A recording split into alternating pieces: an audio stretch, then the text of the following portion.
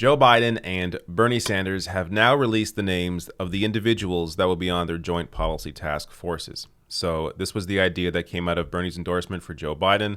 Essentially, these various policy task forces where each Biden and Bernie get to pick who are going to be on them and design policy that Joe Biden will support, including executive orders and potentially people that'll be in his administration. So before I get to my commentary on this, as I got a lot to say, let me show you the top line here from HuffPost. So the 48 lawmakers, activists, union leaders, and academics who will work to craft a compromise Democratic policy platform.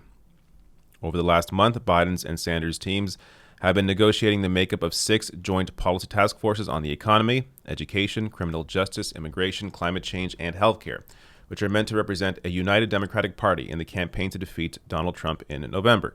Each task force will have 8 participants, 5 of whom have been picked by Biden's team and 3 of whom were tapped by Sanders.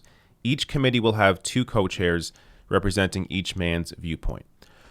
So the organization of this is similar to the DNC Unity Reform Commission in the sense that, which was back in 2016 after the primary between Hillary and Sanders. You had the Unity Reform Commission where each candidate basically picked who were going to be on, who's going to be involved in designing how the DNC operated going forward. And in doing that, of course, Hillary had more picks as she was the nominee. Similar situation here. Biden has more picks as he's the nominee. But with that said, Sanders still gets 3 picks. And honestly, some of the names are pretty good. So they go over all the names here. I'll link to this article below the video if you want to read through this whole thing. But like on climate change, for example, you have AOC and Cheney Prakash, the co-founder of the Sunrise Movement, who was very vocal on Twitter here. So she went through she detailed exactly why she decided to join the task force. So I'll just read some of this here. I feel a responsibility to win whatever we can from the platform. But, and this is important, the stronger and louder our movement is in calling for a Green New Deal, the more power I will have when I enter these talks, and the more courage and resolve you will give me to fight for us. I don't entirely know what a task force like this will accomplish. That's why we must keep speaking up and taking action, because what I do on a task force is much less important than what we do collectively as a movement this year. Our political power exists because our people power. Through it all, I know I won't be going at it alone. As I step onto the task force, I am taking each and every member of our movement with me. I will fight as hard as I can for a platform that will do the most good for the most people. So she goes on, again, I'll link to all these sources below the video, but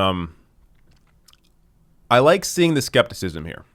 Don't entirely know what a task force like this will accomplish, because it shows you these aren't people just signing on to be part of some, symbolic gesture, but people that are actually actively engaged in these issues and want to see real changes. So someone like, when it comes to activists, I think we're going to hear what's really going on behind the scenes. Whether it's, while this is going on or afterwards, we're going to actually hear how this whole thing came together. So I like seeing that. I like seeing people like this vocal activists being a part of this initiative, as we are going to get to, at some point, hear what's actually happening. But, Biden's picks here, I don't want to read through all of them, but John Kerry. Always smart to pick a loser. All right. You also got, former Obama policy advisors. But let me just read through some other picks here on the economy. Sanders picks Sarah Nelson, president of the Union for Flight Attendants. Great pick here. Stephanie Kelton, another great pick, advocate for MMT, or I guess educator on MMT.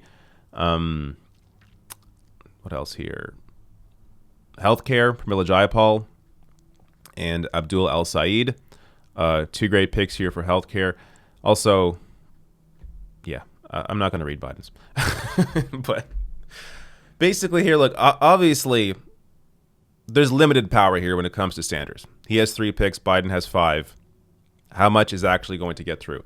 And to that point, let me share this from Holly Otterbein at Politico. She tweeted out this morning, among the items Sanders' allies will likely be pushing for on that task force, lowering the Medicare eligibility age to 55, and creating a universal health care insurance program for children.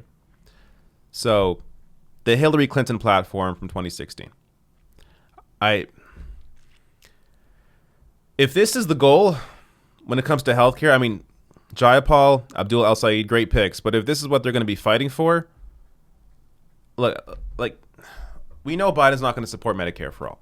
But Jesus, like start somewhere a little more to the left of lowering Medicare eligibility to 55 and, health insurance for kids. People under 45 is where Biden is struggling. You have to do something for people under 45 on all of these issues. So, this isn't going to cut it, obviously. But with that said, I also wouldn't be as critical as some people are in terms of these task forces. Sam Stein of Daily Beast tweets out here, the online criticism of AOC for joining the Bernie Biden climate task force gives a good glimpse into progressivism's main schism. It's not ideological, it's institutional. Somehow it's better for her to not be at the table because the table is irrevocably broken. Now, I haven't seen this criticism of her being on the task force, but assuming it exists, and I wouldn't be surprised, I'm sure it exists. I'm sure in the comments below it also exists. I don't get that criticism.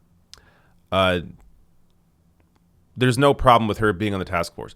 The issue, though, is, or maybe where the criticism is actually here, is that we shouldn't just assume that this is going to somehow do anything, that this task force is somehow going to lead to any real changes when it comes to climate change, when it comes to Biden's platform on any of these issues.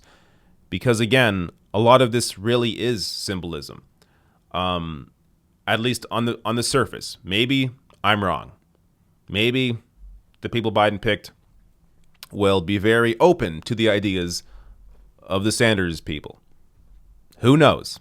But I think we can predict almost certainly how this is gonna go.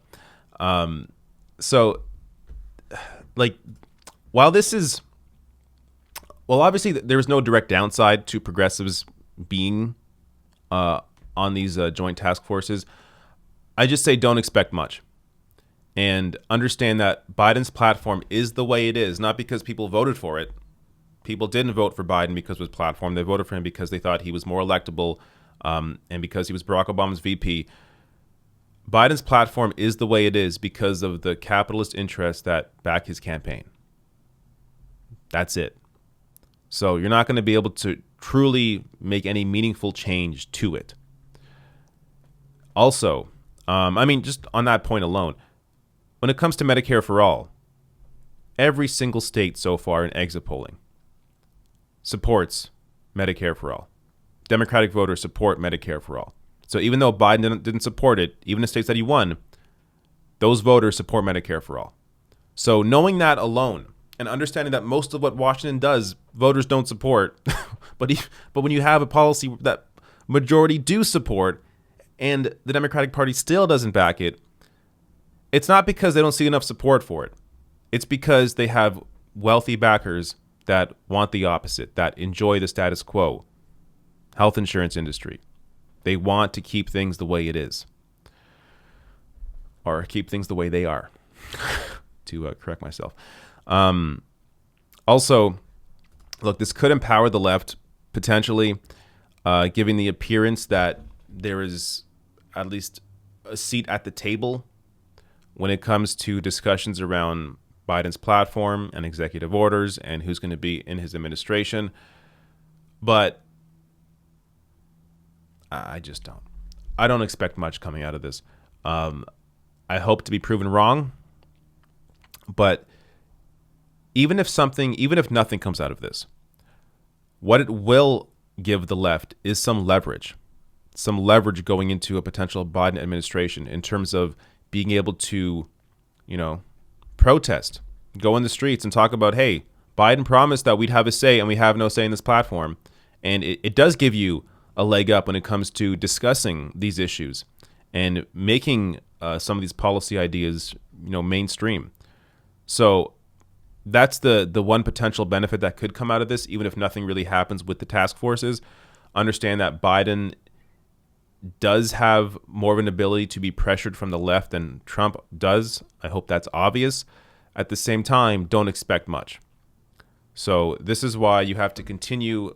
I mean, like the Sunrise Movement co-founder says here, you have to continue fighting and understand that the power is people power. And this task force isn't really going to do much in the short term. But in the long term, it is an extra pressure point that the left will have.